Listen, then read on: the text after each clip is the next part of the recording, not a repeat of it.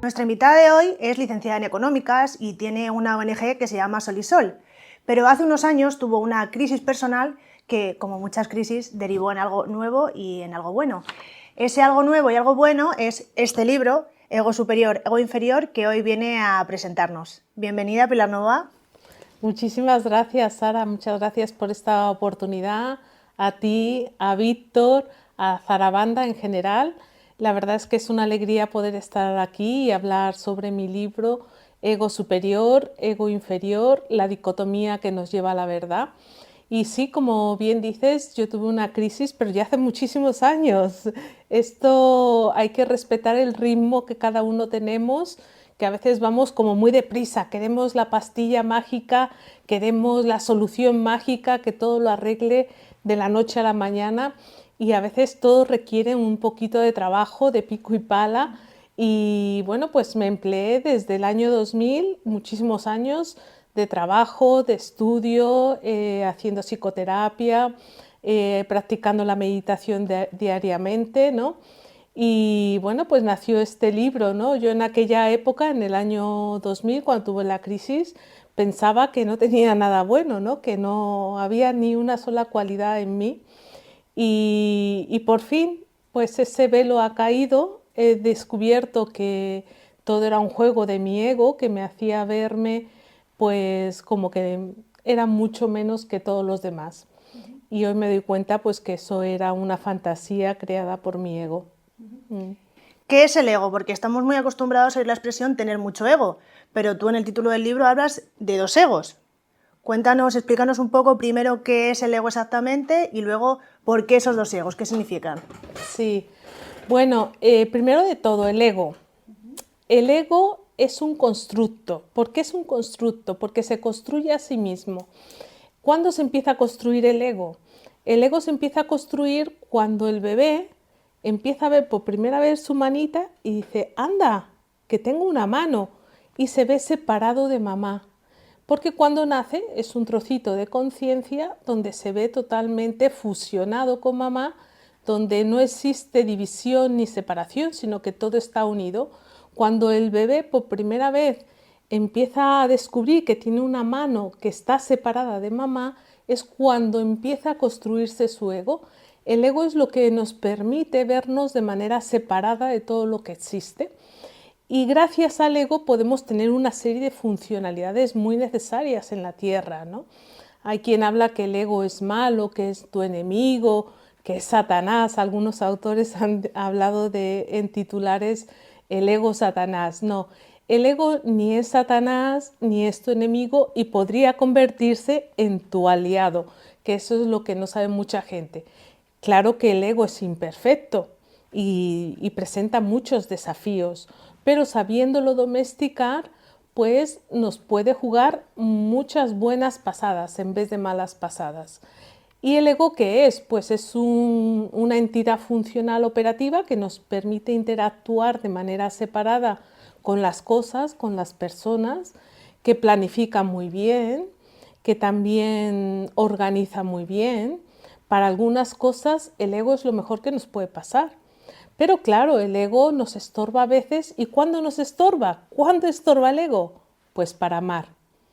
Porque el ego realmente no sabe del amor. El amor es una parte más profunda dentro de nosotros que no está en el ego. Antes comentábamos que todo esto empieza con una crisis personal. De hecho, tú en el libro adviertes que es un libro muy personal, que se aleja de lo académico totalmente, sino que nace de tu experiencia. ¿Por qué decidiste dedicarle un libro al ego? ¿En qué momento te diste cuenta tú de que eso era lo que había dinamitado tu crisis, por ejemplo? Pues mira, yo recuerdo cuando estaba formándome en meditación que iba a algunos cursos donde hablaban del ego. Y entonces me hablaban del ego, pero normalmente del ego superior, que es el que más conocemos y el que en principio más nos molesta. Porque parece que el ego inferior lo sufre quien lo tiene, pero molesta menos aparentemente. Aparentemente todo es una apariencia, ¿no? Pero cuando hablaban del ego y hablaban de un ego superior, yo decía, bueno, yo no tengo ego, buena noticia. Resulta que yo no tengo ego.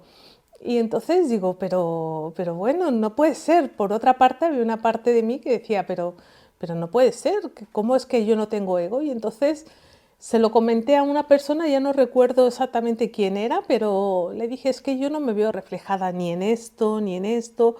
A mí no me gusta ser el centro, no me gusta ser protagonista, no me gustaría ser una jefa. No, hay cosas que no me veo identificada, no me considero una persona arrogante, que es algo que en lo que puede caer sin querer a veces, no siempre, ¿eh? A veces puede caer el ego superior y no me veía en eso y decía, pues es que entonces yo no tengo trabajo que hacer, o sea, lo tengo todo solucionado porque no tengo ego. Y entonces me dijo esta persona, es que a lo mejor tienes el ego al revés.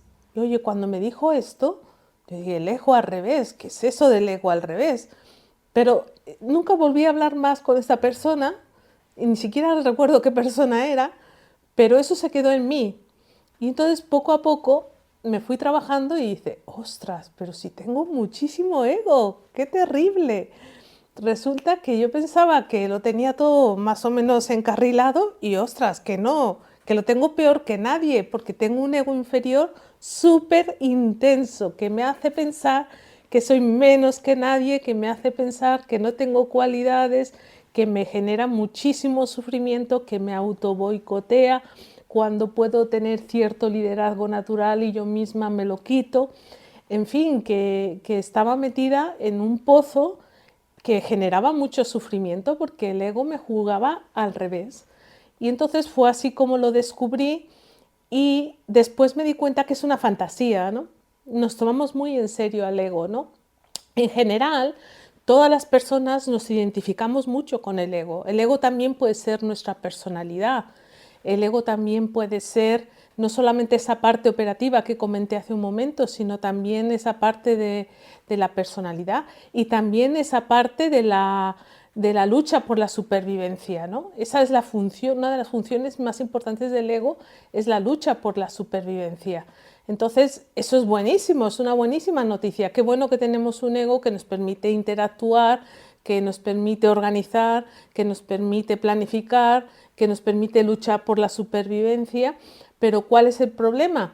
Que si yo necesito hacer un plan, planificar algo, pon al ego en el centro. El ego lo va a planificar mejor que nadie, va a tomar en cuenta todas las cosas pertinentes y hará un plan perfecto. Pero ¿qué pasa cuando ese plan de repente no sale bien? Ojo, ten cuidado, porque si tienes al ego en el centro de la personalidad, se va a enrabietar, se va a enfadar, se va a frustrar, le va a entrar una crisis, se va a poner súper triste.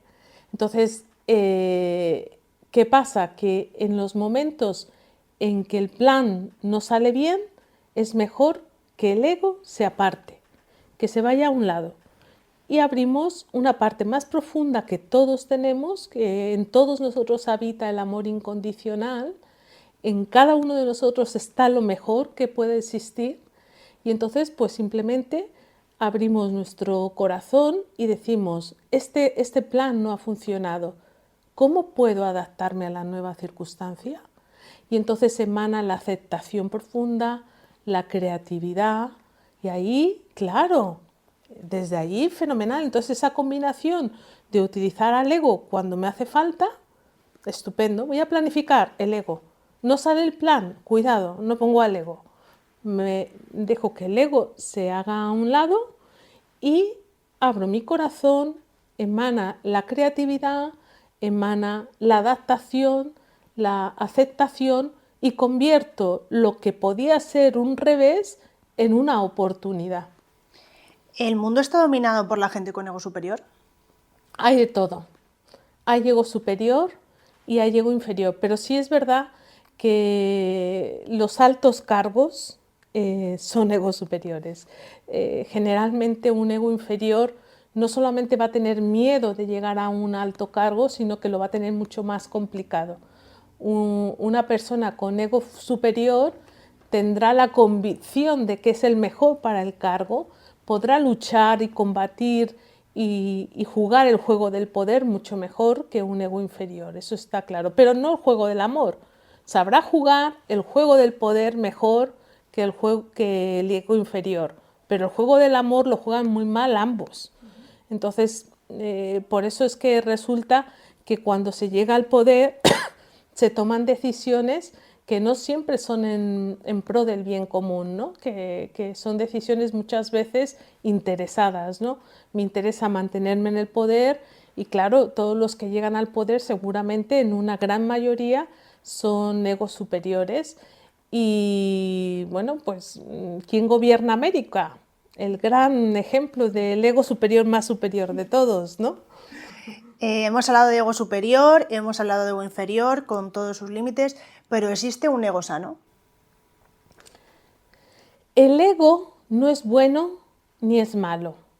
El ego es muy útil. No pretendas aniquilarlo. Además, si tú pretendes aniquilar tu ego, que es lo que algunos piensan que hay que hacer, lo que va a hacer es que se va a ir en tu contra. El ego hay que tratarlo bien, con mimo.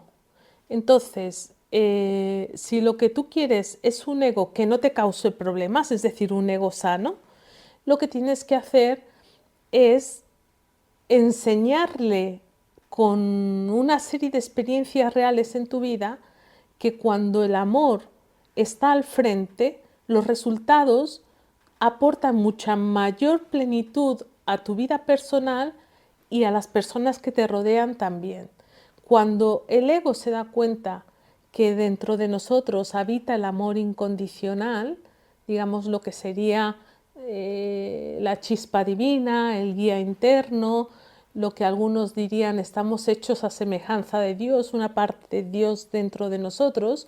Si nosotros como ego nos damos cuenta que dentro de nosotros nos habita el amor incondicional y la mejor versión de nosotros mismos y la muestra de la perfección, empieza a amansarse, a ser más dócil y decir vamos a dejar que sea esa parte que también habita en mí la que tome ciertas decisiones en las cuales el ego es torpe porque carece del amor. ¿Cómo se distingue un ego superior de tener amor propio o de tener autoestima? A ver, en general pensamos que el ego superior tiene mejor autoestima. Eso es lo que parece en la superficie, ¿no? Porque el ego superior evidentemente va a tener una sensación, un conocimiento mayor de sus propias cualidades. Sin embargo, el ego inferior tendrá problemas para identificarlo. Esto hace que parece que tiene mayor autoestima un ego superior y una mayor seguridad también. Y en principio diríamos, pues yo prefiero que mi hijo sea un ego superior porque va a tener mayor seguridad, va a tener mayor autoestima, va a sufrir menos en la vida y todo eso está bien. El tema es que esa autoestima, en cuanto empiezas a rascar más profunda, hace aguas. Por ejemplo, estamos acostumbrados a ver bien nuestro lado positivo, pero cuando hay un aspecto, una imperfección, que en todos nosotros habita la imperfección, cuando hay en nosotros una imperfección y nos la señalan, pues nos venimos abajo, no soportamos las críticas, no somos capaces de aceptarnos completamente. Si tú solo aceptas una parte de ti, es decir, aquello que te gusta, pero no aceptas completamente a tu persona, es decir, aquellas partes que tú consideras subjetivamente que son peores, no te estás aceptando completamente, no hay una estima real de ti y eso va a hacer aguas inmediatamente. Vas a tener inmediatamente temor, si llegas a una posición, temor a perderla. Entonces, sí, en principio un ego superior parece que tiene más autoestima, pero eso es muy entrecomillado, ¿no? Porque la estima real, la que nace de nuestro amor incondicional, es la que acepta todo lo que somos completamente, ¿no? A veces pensamos que nos queremos y muy fácilmente te das cuenta que la mayoría de las personas estamos en autorrechazo. ¿Cómo lo puedes ver? ¿Hay dos personas con dos huellas dactilares? No. ¿Hay dos personas con el mismo iris? No. ¿Hay dos personas con el mismo ADN? No. Eso significa que cada uno de nosotros es único y está preparado para ser la mejor versión de sí mismo. Todos, incluso la persona que menos te imaginas y que consideras peor, también tiene dentro de sí la mejor versión de sí mismo, mejor a la de todos. Pero lo que hacemos es que como estamos en autorrechazo, lo que generalmente hacemos es compararnos con el otro. Entonces, ¿y qué sentido tiene eso? Nunca vamos a tener su huella dactilar, nunca vamos a tener su ADN, ni su iris. ¿Qué sinsentido es ese de querer ser como otro porque pensamos que aparentemente en algún aspecto es mejor a mí? Entonces, siempre que estás en comparación, y por supuesto de la comparación nace la envidia, siempre estarás en baja autoestima. Porque cuando realmente estás en estima, no necesitas compararte, desarrollas tu mejor versión naturalmente. El ego superior, por ejemplo, que parece que tiene tan buena autoestima, sin embargo, quiere estar por encima de otros. Si tú realmente tienes y quieres ser mejor que otros, si tú realmente tienes una estima real, no necesitas estar por encima de otro, porque ya es suficiente. No necesitas ser mejor que otro, porque ya es suficiente. Por lo que tú eres es maravilloso en sí mismo, pero no lo sabes. Ese es el tema, que no sabemos que somos maravillosos, no lo sabemos. Dentro de nosotros está lo mejor si lo sabemos desarrollar, pero si tenemos siempre al ego con su visión limitada enfrente, en el centro de la personalidad, no podremos ir muy profundo y estaremos siempre en lo superficial. Y ya por último, ¿qué señales tenemos que percibirnos en nosotros mismos para parar un poquito y decir, a ver, el ego se está apoderando de mí, ¿no? No me está dejando llegar pues, a donde yo quiero y me está limitando? ¿Cuáles son esos signos que tú dirías que hay que pararse y hacer una reflexión? Bueno, el ego tiene una característica. No es malo, no es bueno, pero es imperfecto. ¿Cuál es su imperfección perfecta? Que es egoísta. El ego siempre es egoísta. Cuando estamos siendo egoístas para salvar la vida, pues bueno, es un egoísmo necesario, qué bueno que lo tenemos. Pero a la vez, si yo tengo ya la comida para el día de hoy y quiero tener la comida de todos, es un egoísmo que me hace daño porque yo no puedo acumular tanta comida y no hay por qué quitarle a nadie nada.